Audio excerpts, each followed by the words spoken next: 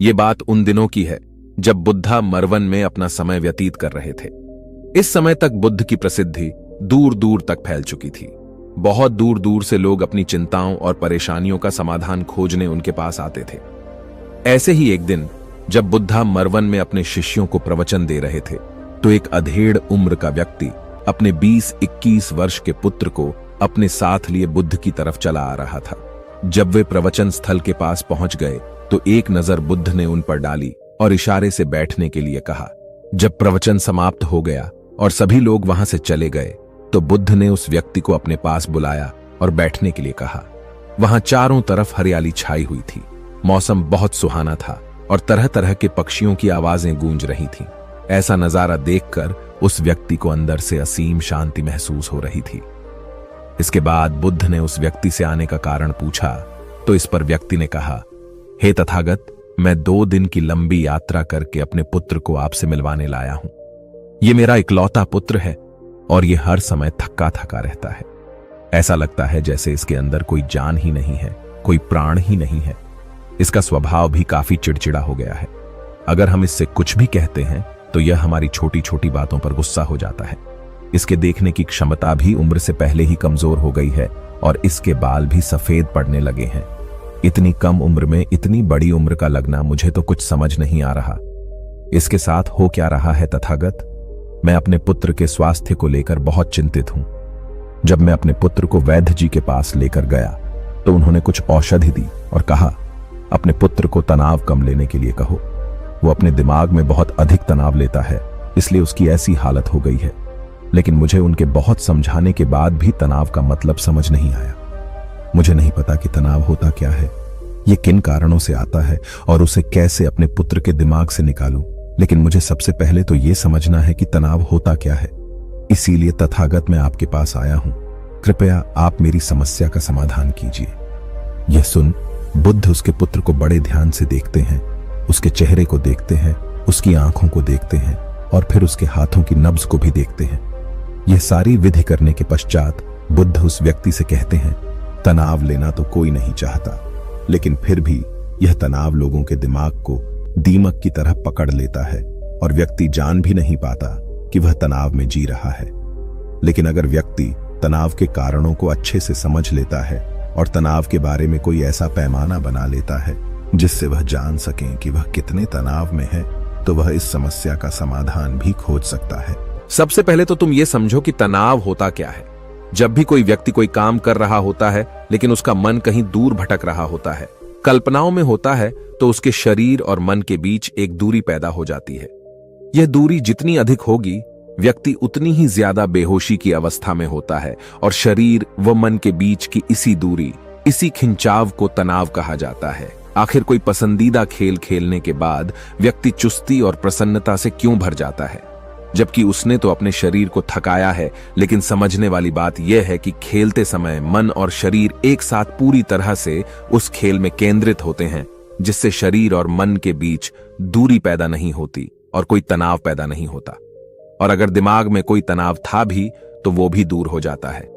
लेकिन इसके विपरीत जब हम कोई ऐसा काम करते हैं जो हमें पसंद नहीं है, तो हमारा शरीर तो उस काम को कर रहा होता है, लेकिन हमारा मन कहीं दूर कल्पनाओं में भटक रहा होता है, जिससे शरीर और मन के बीच एक दूरी पैदा हो जाती है और तनाव जन्म ले लेता है। इसीलिए व्यक्ति को एक समय पर सिर्फ एक ही काम करना चाहिए और अपने तन और मन की सारी शक्ति उसी एक काम पर लगा देनी चाहिए, जिससे व्यक्ति के अंदर तनाव पैदा ही ना हो। इसके बाद बुद्ध ने कहा, तनाव पैदा होने के मुख्य 8 कारण होते हैं और जिसने इन कारणों को समझ लिया वो जीवन भर तनाव मुक्त रह सकता है। मुख्य कारणों में सबसे पहला कारण है अति महत्वाकांक्षी होना। महत्वाकांक्षी होना अच्छी बात है, लेकिन क्या कभी आपने इस बात पर ध्यान दिया है कि इंसान के लक्ष्य कभी पूरे ही नहीं होते? उसका एक लक्ष्य पूरा हुआ नहीं कि वह दूसरे की तरफ भागने लगता है, दूसरा पूरा हुआ तो तीसरे की तरफ, और इस तरीके से वो अपने लक्ष्यों को पाने के लिए जिंदगी भर गोल गोल घूमता रहता है।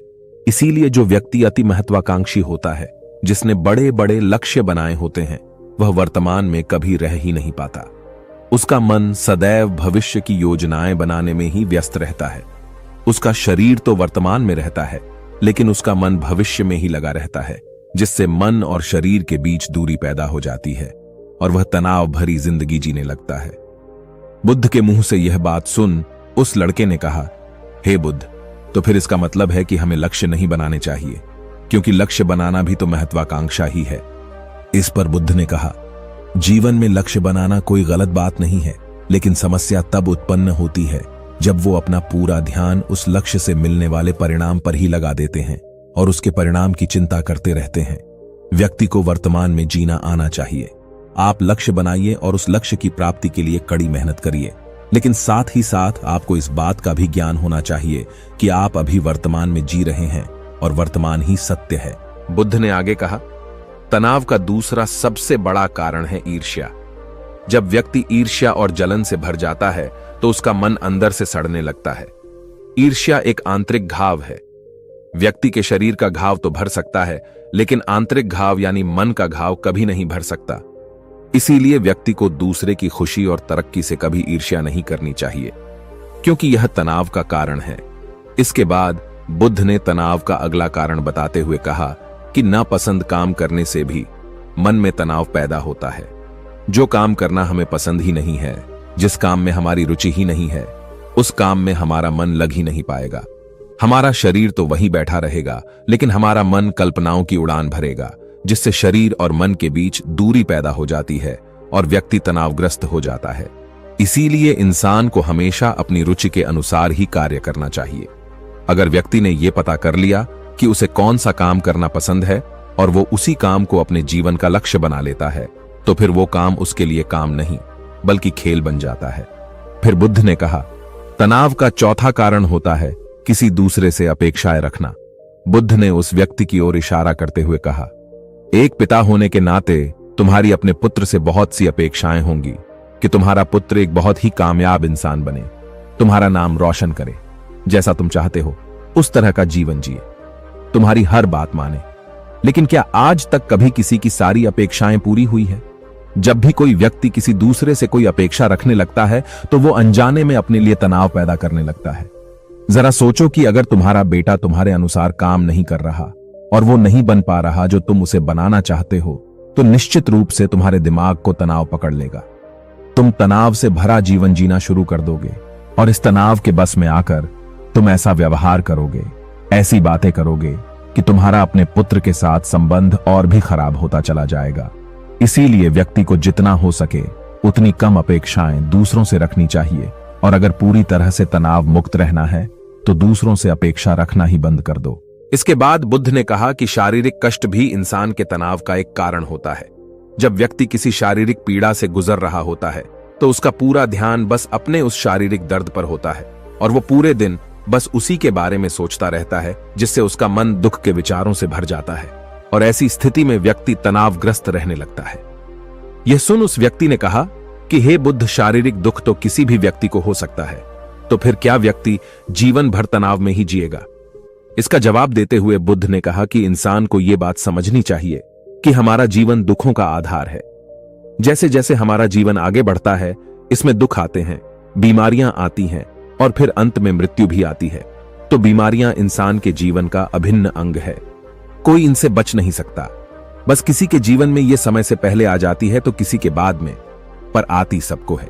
जब इंसान का मन इस बात को अच्छे से समझ लेगा तो फिर वह अपनी बीमारी के बारे में सोच सोचकर ज्यादा तनाव नहीं लेगा, क्योंकि यह हमारे जीवन का अभिन्न हिस्सा है और इसके लिए व्यक्ति को शारीरिक रूप से भी अभ्यास करते रहना चाहिए। अपने जीवन में व्यायाम और स्वस्थ जीवन शैली को भी जगह देनी चाहिए ताकि उसका शरीर लंबे समय तक निरोगी रहकर सही से काम कर सके। तनाव का अगला कारण होता है अपनी योजनाओं को समझने के लिए समय न देना। कुछ लोगों के दिमाग में कोई विचार आया नहीं है कि वो बिना सोचे समझे उस पर काम करना शुरू कर देते हैं, और जब उस काम में उन्हें असफलता मिलती है तो वह तनाव से भर जाते हैं, क्योंकि उन्होंने उस काम को शुरू करने से पहले उसके बारे में पूरी जानकारी इकट्ठा नहीं की थी। इंसान को कोई भी काम शुरू करने से पहले उसके अच्छे और बुरे परिणामों के बारे में ठीक से सोच विचार कर लेना चाहिए। इंसान को इस बारे में भी सोच लेना चाहिए कि अगर ये योजना सफल नहीं हुई तो फिर इसके बाद मैं क्या करूंगा। इसलिए व्यक्ति को अपनी योजनाओं को ठीक से समझने के लिए पूरा समय देना चाहिए ताकि बाद में उस योजना की वजह से तनाव पैदा ना हो। तनाव का 7वां सबसे बड़ा कारण होता है टाल मटोल करना। आज के काम को कल पर टालना। आप लोगों ने यह कहावत तो सुनी होगी कि आलस्य इंसान के शरीर का सबसे बड़ा शत्रु है। इंसान आलस्य की वजह से आज के काम को कल के लिए टाल देता है और फिर काम को टालना उसकी आदत बन जाती है। काम को कल पर टालने वाले व्यक्ति का काम कभी भी समय पर पूरा नहीं हो पाता, और अगर किसी तरह से पूरा हो भी जाता है तो वह उतना अच्छा नहीं हो पाता जितना अच्छा उसे किया जा सकता था, और फिर यह बात व्यक्ति के अंदर तनाव पैदा करती है। लेकिन काम को टालना या काम को एकदम अंत समय पर करना एक आदत है। इसीलिए व्यक्ति ना चाहते हुए भी बार बार अपनी इस आदत का शिकार बन जाता है और काम को टालता रहता है, और फिर जब काम की समय सीमा पास आ जाती है तो वह तनाव से भरकर काम को पूरा करने का प्रयास करता है। इसीलिए तनाव मुक्त रहने के लिए व्यक्ति को काम को टालने की आदत छोड़नी पड़ेगी, और यह तभी संभव है जब व्यक्ति काम को समय से पहले खत्म करने का निश्चय करे। सबसे आखिरी और सबसे प्रमुख कारण जो तनाव का होता है वो है ज्यादा सोचना।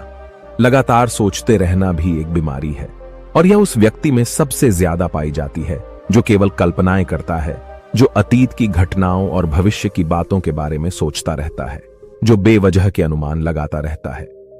इसीलिए व्यक्ति को ज्यादा सोचने की आदत पर लगाम लगाना चाहिए। इसके लिए जितना हो सके खुद को काम में व्यस्त रखना चाहिए, और हर दिन ध्यान का अभ्यास करने को अपने जीवन का हिस्सा बना लेना चाहिए। दोस्तों, यदि आपको यह वीडियो पसंद आ रहा है तो कृपया हमारी इस वीडियो को लाइक जरूर कर दें, क्योंकि आपके एक लाइक से ऐसी ही वीडियोस और बनाने के लिए हमारा प्रोत्साहन बहुत बढ़ जाता है। बुद्ध के मुंह से यह सारी बातें सुनकर उस व्यक्ति ने हाथ जोड़कर कहा, हे बुद्ध, मेरा पुत्र तो अभी मात्र 20 वर्ष का ही है, और इसमें अभी इतनी समझ भी नहीं है कि यह आपकी बताई सारी बातों का एक साथ पालन कर सकें। आप कृपया करके तनाव मुक्त रहने का कोई आसान सा तरीका बता दें, जिससे मेरा बेटा उसका अनुसरण भी कर सके और तनाव मुक्त भी रह सके। उस व्यक्ति की यह प्रार्थना सुन बुद्ध ने कुछ सोचते हुए जवाब दिया, अगर तुम इतनी सारी बातों का पालन नहीं कर सकते तो इसके लिए एक बहुत ही आसान विधि है। तुम एक बार में एक काम को करने पर ध्यान लगाओ। जिस समय जो काम कर रहे हो उस समय पर सिर्फ उसी काम को करो, सिर्फ उस पर ही अपना पूरा ध्यान लगाओ, और अगर तुम्हारा मन इधर उधर भटक जाता है तो जैसे ही तुम्हें याद आए फिर से वापस अपने मन को उसी काम में लगा दो। यह सबसे आसान और अच्छा तरीका है तनाव मुक्त रहने का। जब तुम भोजन करो तो उस समय सिर्फ भोजन ही करो, उसके पूरे स्वाद का आनंद लो, उसे अनुभव करो। जब चलो तो अपना पूरा ध्यान सिर्फ चलने पर लगा दो। इससे तुम्हारा मन और तुम्हारा शरीर दोनों एक जगह पर केंद्रित रहेंगे। दोनों के बीच दूरी पैदा नहीं होगी, जो कि तनाव का मुख्य कारण होती है।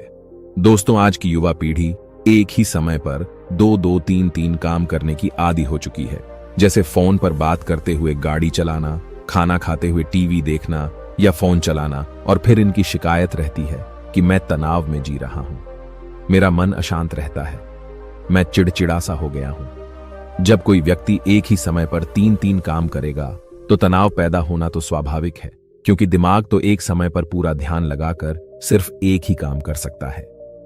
पूर्ण रूप से एक ही समय पर 2 कामों पर ध्यान कभी नहीं लग सकता। इसीलिए जहां तक संभव हो सके एक समय पर सिर्फ एक ही काम करने का प्रयास करें, वो भी पूरे ध्यान के साथ। दोस्तों, आशा करता हूं कि आपको इस वीडियो से काफी कुछ सीखने को मिला होगा। आपने क्या सीखा कृपया हमें कमेंट करके बताएं, और अगर यह वीडियो आपको पसंद आया है तो प्लीज इसे शेयर जरूर करें। तो चलिए दोस्तों, फिर मिलते हैं अगली वीडियो में ऐसी ही एक नई और रोचक बुद्धा सम्यक वाणी के साथ। तब तक के लिए आप अपना ख्याल रखिए। धन्यवाद। नमो बुद्धाय।